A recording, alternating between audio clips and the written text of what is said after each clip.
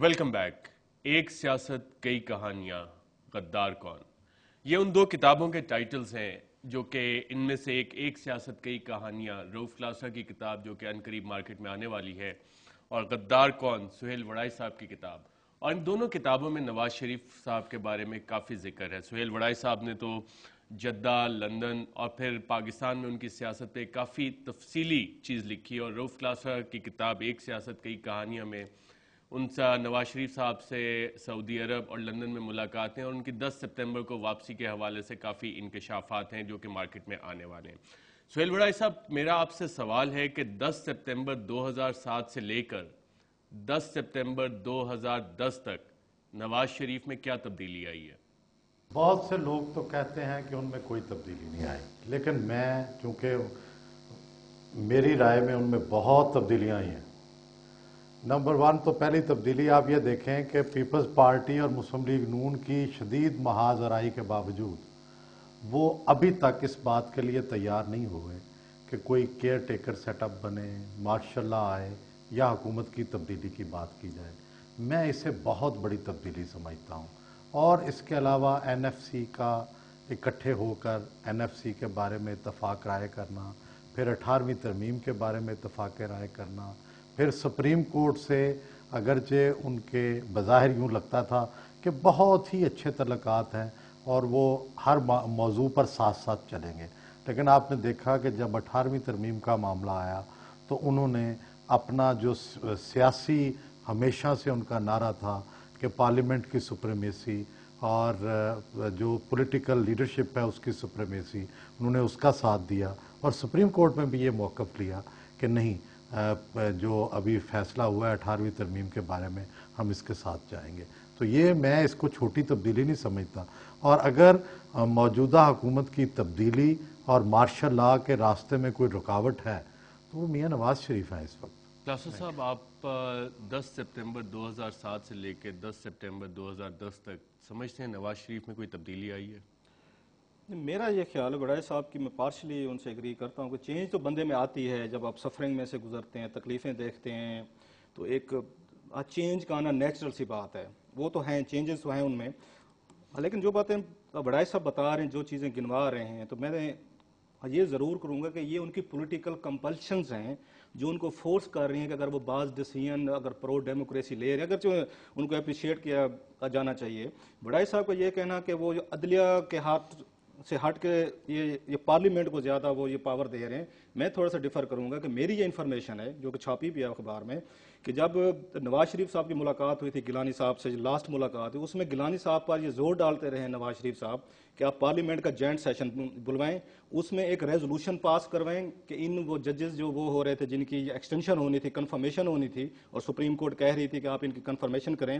نواز شریف صاحب ان کو یہ کہتے رہے کہ آپ ان کی ایکسٹینشن کریں تھرو یہ پارلیمنٹری ریزولوشن جس کا آئین میں کہیں پہ ذکر نہیں ہے.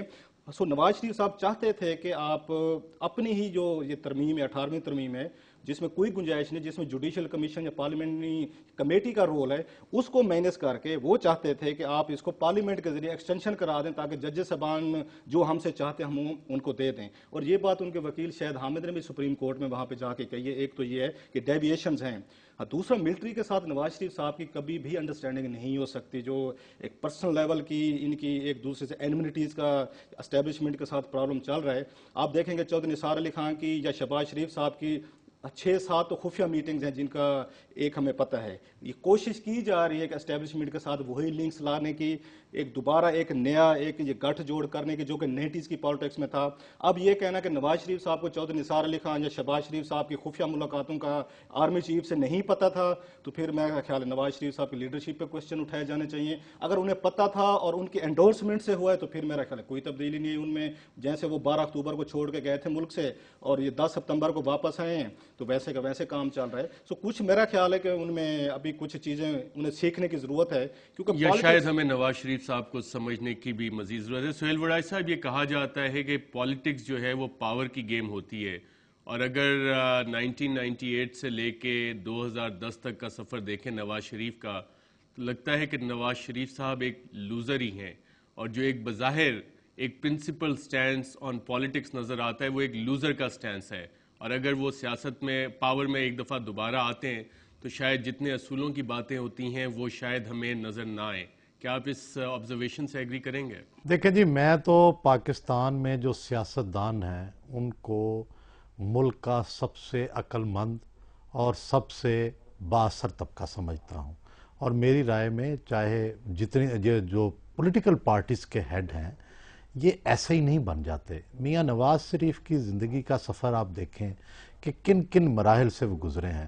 جس طرح رؤف کلاسرا صاحب بہت ہی آزادی پسند اور صحافی ہیں اور ان کی رائے سے اختلاف کرنا مشکل ہوتا ہے، لیکن میں بڑے ادب سے ان سے یہ گزارش کرنا چاہتا ہوں کہ یہ جس طرح انہوں نے کہا کہ جی 8-10 خفیہ ملاقاتیں ہوئی ہیں اور میاں نواز شریف کو شاید علم نہیں ہے. دیکھیں یہ جو 8-10 خفیہ ملاقاتیں ہیں ان کا تو علم نہیں، لیکن ایک بات تو یہ ظاہر ہے کہ جب یہ خبر آئی کہ ان کی ملاقات ہوئی ہے تو میاں نواز شریف نے پبلکلی یہ کہا کہ یہ نہیں کرنی چاہیے تھی. تو میرا خیال ہے کہ یہ بھی پاکستان میں پہلی دفعہ ہوا ہے کہ کسی سیاسی لیڈر نے اوپنلی یہ کہا ہو کہ یہ ایسا نہیں ہونا چاہیے. ایکسٹینشن پہ انہوں نے آج تک انڈورسمنٹ نہیں کی. اسی طرح جب کہ کنڈیم اور اپوز بھی تو نہیں کیا نا سہیل وڑائی صاحب؟ دیکھیں پوزیشن یہ ہے کہ پاکستان میں شاید ہی چند لوگ ہوں گے جنہوں نے کنڈیم اور اپوز کیا ہوگا. ویسے تو میں ان میں شامل ہوں جس نے اس کو اپوز کیا تھا.